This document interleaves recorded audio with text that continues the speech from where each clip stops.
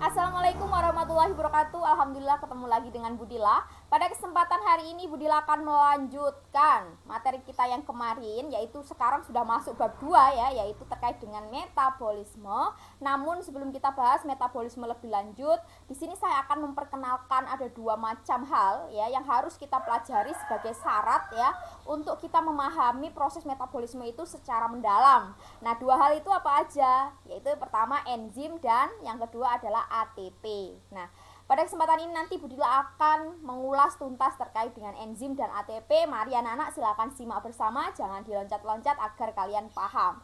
Dan satu lagi saya ingatkan kepada kalian, silakan berikan pertanyaan pada kolom komentar. Jika kalian bisa menjawab pertanyaan dari teman kalian, silakan kalian menuliskan jawabannya di komentar sini ya, di bawah sini ya. Oke?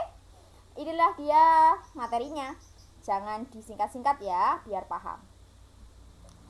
Anak-anakku sekalian, jika kita berbicara tentang enzim, mungkin ini adalah istilah yang baru pertama kali kalian dengarkan ya, karena kemarin-kemarin kita masih belum membahas terkait dengan enzim. Nah, sesungguhnya enzim itu apa sih ya?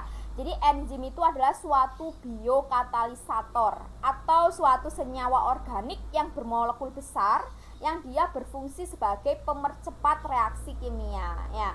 Jadi enzim ini nanti diperlukan dalam proses metabolisme untuk mempercepat reaksi kimia. Jadi kehadirannya ini sangat penting ya bagi peristiwa metabolisme. Nah, di sini nanti Budila akan membahas terkait dengan beberapa hal ya, bisa kita lihat dari peta konsep berikut ya. Jadi enzim itu ternyata dibagi menjadi dua macam, ada enzim sederhana dan ada enzim konjugasi atau holoenzim. Perbedaannya apa? Jika enzim sederhana dia itu tersusun oleh protein ya. Jadi semuanya bagian dari enzim sederhana itu adalah protein. Sedangkan untuk enzim yang dia itu jenisnya konjugasi atau haloenzim ya, dia itu disusun oleh dua macam hal ya. Jadi yang pertama adalah protein dan sebagian lagi dia disusun oleh yang bukan protein.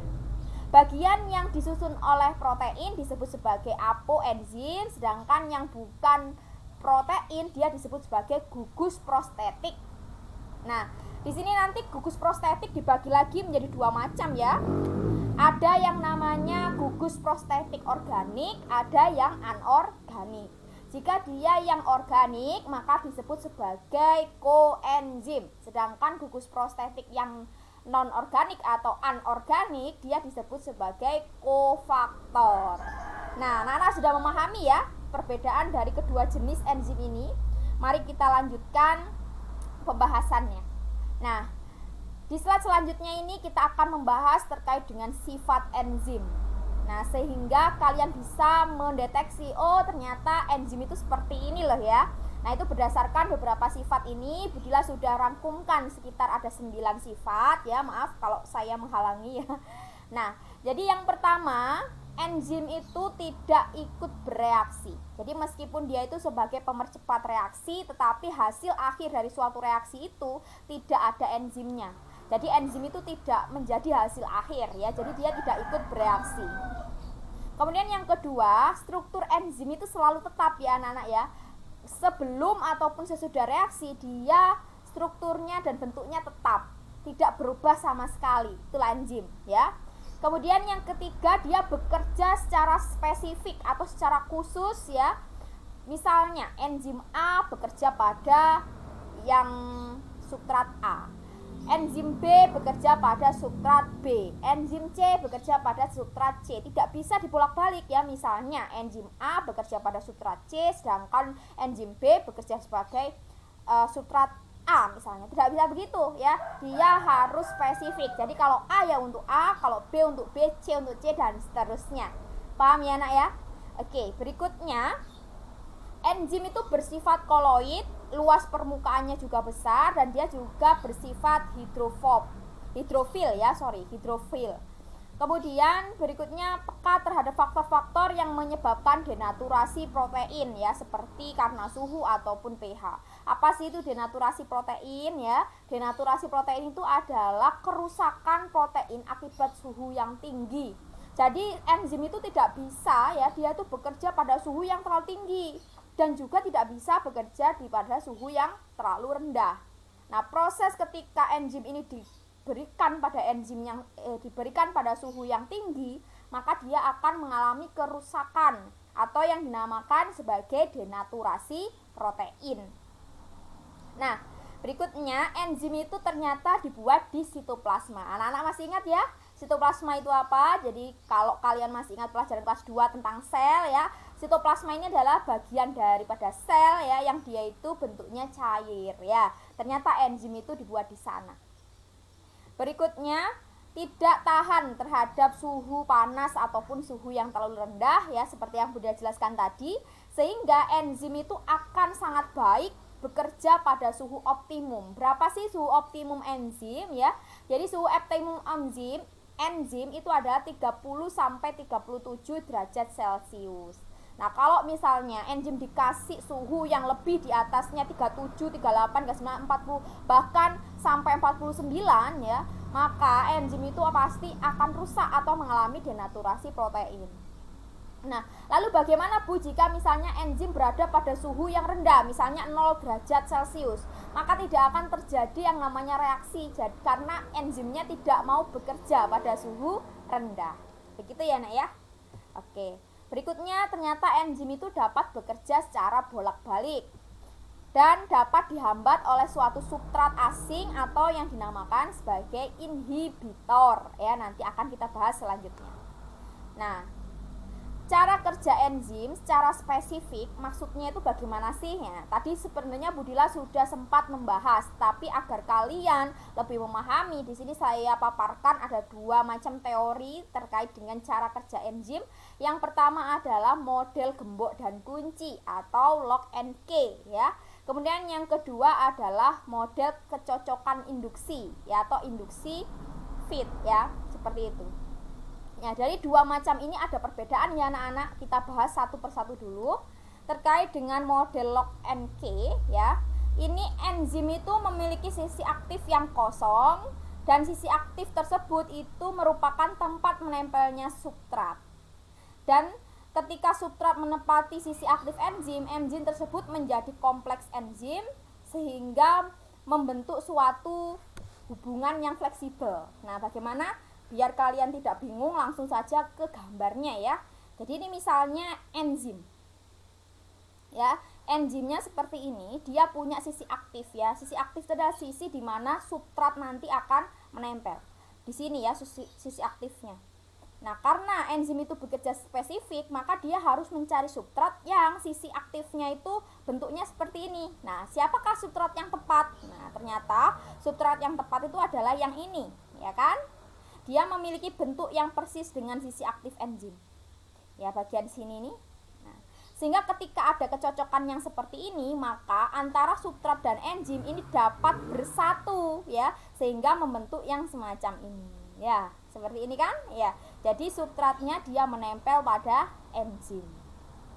Pas di sisi aktif. Inilah yang namanya gembok dan kunci. Ya, teori gembok dan kunci. Nah, ini bisa kita ilustrasikan ketika kita punya kontak sepeda motor ya. Misalnya si kontak ini kita punya untuk sepeda beat ya. Tentu saja kontak ini ya harus bisa berfungsi ya untuk untuk menyalakan sepeda motor beat ya yang kamu punyai. Ketika kamu misalnya kontak ini kamu pakai untuk menyalakan sepeda motor teman kalian meskipun mereknya sama, tentu kan tidak bisa. Nah, ini yang namanya sebagai gembok dan kunci. Jadi gembok dan kunci itu harus dia itu pas dan sama sesuai dengan pasangannya, tidak bisa ditukar-tukar. Seperti itu ya. Nah, sedangkan untuk yang model induksi fit ini adalah kecocokan induksi. Misalnya ya, di sini enzim ya dengan sisi aktif yang seperti ini ya.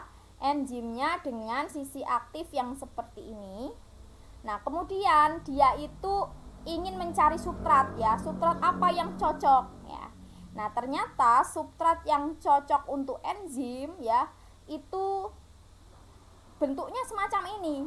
Nah, ini kan tidak sama ya dengan bentuk enzim yang ini ya, tidak sama. Sehingga apa yang terjadi? Yang terjadi adalah enzim ini menyesuaikan dengan bentuk substrat. Ya, jadi dia menyesuaikan dengan bentuk substrat, begitupun juga substrat dia menyesuaikan bentuk dengan enzim. Jadi dicocok-cocokkan, ya seperti itu. Nah, sehingga terjadi percocokan seperti ini, ya. Jadi substratnya ini yang bulat ini dia agak meninggi atau agak molor ya, molor ke atas, sedangkan yang bagian sini ini dia juga molor ke bawah, sehingga terjadi bentukan yang semacam ini, ya. Nah, ini lehernya tadi kan aslinya gandet ya, atau apa, gandet itu apa sih, Rek? Menyatu ya. Nah, ini karena ini adalah teori induksi fit, artinya kecocokan ya, sehingga substrat juga menyesuaikan dengan bentuk enzim yang semacam ini. Ya, seperti itu. Nah, ketika nanti substratnya sudah lepas, bagaimana? Sisi aktif enzim akan berubah bentuk lagi ya. Jadi sama, nanti akan kembali ke posisi yang semula kayak ini. Seperti itu ya. Paham ya? Oke. Nah, berikutnya penggolongan enzim. Nah, enzim itu ternyata bisa digolongkan berdasarkan tempat bekerjanya. Itu dibagi menjadi dua macam. Ada yang namanya endoenzim, ada yang namanya eksoenzim. Ya. Endoenzim itu bekerjanya di intraseluler atau di dalam sel. Sedangkan kalau eksoenzim dia bekerjanya di ekstraseluler, yaitu di luar sel. Nah, berikutnya enzim juga bisa digolongkan berdasarkan cara terbentuknya. Ada dua macam ya. Ada adaptif ya, ada yang konstitutif ya. Apa itu artinya? Kalau yang adaptif ini enzim yang pembentukannya dirangsang oleh suatu substrat. Sedangkan kalau konstitutif itu enzim yang jumlahnya tetap dalam sel, tidak dipengaruhi oleh substrat. Jadi kalau konstitutif itu dia misalnya tadinya itu ada jumlah 10, ya udah ya 10 itu aja enzimnya. Jadi dia jumlahnya tetap, tidak dipengaruhi substrat. Sedangkan kalau adaptif ini adalah enzim yang ketika dia itu terbentuk itu dia terpengaruh oleh substrat. Misalnya substratnya 11 ya, awalnya enzimnya 3. Berarti enzim ini menyesuaikan jumlah substrat. Jadi dia berkembang lagi menjadi 11, maka dibentuk lagi enzim yang jumlahnya 11. Seperti itu. Ya. Kalau konstitutif dia yang jumlahnya selalu tetap, kalau yang adaptif ini enzimnya bisa beri bentuk ya, dirangsang oleh yang namanya substrat. Nah, berikutnya faktor yang mempengaruhi aktivitas enzim. Jadi aktivitas enzim meskipun dia itu berfungsi sebagai pemercepat reaksi, tetapi ada kalanya enzim ini juga bisa melambat ya. Ya, ini dipengaruhi oleh apa aja? Ini dia faktor-faktornya ada 4. Yang pertama, dipengaruhi oleh konsentrasi enzim dan substrat. Nah, jika konsentrasi enzimnya tinggi dan konsentrasi substratnya rendah, maka aktivitas reaksi kimia akan berjalan secara cepat. Ya, jika konsentrasi enzimnya rendah dan konsentrasi substratnya banyak, maka akan terjadi reaksi kimia yang lambat. Seperti itu hubungannya ya. Berikutnya yang kedua terkait dengan suhu. Ini sebenarnya sudah kita jelaskan tadi ya. Kalau suhunya tinggi, maka enzim akan terjadi denaturasi protein atau rusaknya enzim. Jika suhunya terlalu rendah, maka akan terjadi penghambatan reaksi. Jadi reaksinya tidak bisa terjadi, bahkan jadi reaksinya itu terhambat ya, bahkan tidak terjadi reaksi. Itu adalah ketika suhu enzim itu rendah, seperti itu. Nah, sehingga di sini enzim itu membutuhkan aduh, Budila belum sarapan ya, jadi ngeblank ya. Jadi enzim itu membutuhkan suhu yang optimum ya, yaitu berapa? Sekitar 30 sampai 40 derajat Celcius. Kalau dia di luar suhu itu, maka dia pasti cara kerjanya juga akan menurun ataupun bahkan bisa mengalami kerusakan ya. Nah, berikutnya adalah terkait dengan perubahan pH. Perubahan pH itu ternyata dapat merubah susunan asam amino. Susunan asam amino itu apa sih? Asam amino itu adalah bentuk kecil dari protein. Nah, otomatis kalau asam amino berubah, maka proteinnya juga akan berubah. Nah, ini adalah hal yang berbahaya ya. Nah, Apa bahayanya Bu? Bahayanya adalah ketika pH ini dia nanti berubah, maka akan menghalangi ya menempelnya substrat pada sisi aktif enzim, sehingga tidak akan bertemu itu yang namanya substrat dengan enzim, tidak bisa menyatu. Kalau sudah tidak bisa menyatu, maka otomatis reaksi kimia tidak akan bisa berjalan ya, sehingga sangat penting untuk mengontrol pH. pH yang baik untuk enzim adalah berapa? pH netral, yaitu 7 ya. Kemudian yang keempat adalah inhibitor enzim atau substrat asing yang mengganggu ya, yang dia hadir di antara enzim dan substrat ya. Jadi dia itu pengganggunya ya. Kalau ada inhibitor bisa-bisa reaksi kimianya bisa lambat, tetapi kalau tidak ada inhibitor reaksi kimianya pasti cepat. Nah, untuk memahami terkait dengan inhibitor ini apa, ini Budila sajikan ada 2 macam inhibitor. Yang pertama inhibitor kompetitif, yang kedua adalah non kompetitif. Bedanya apa?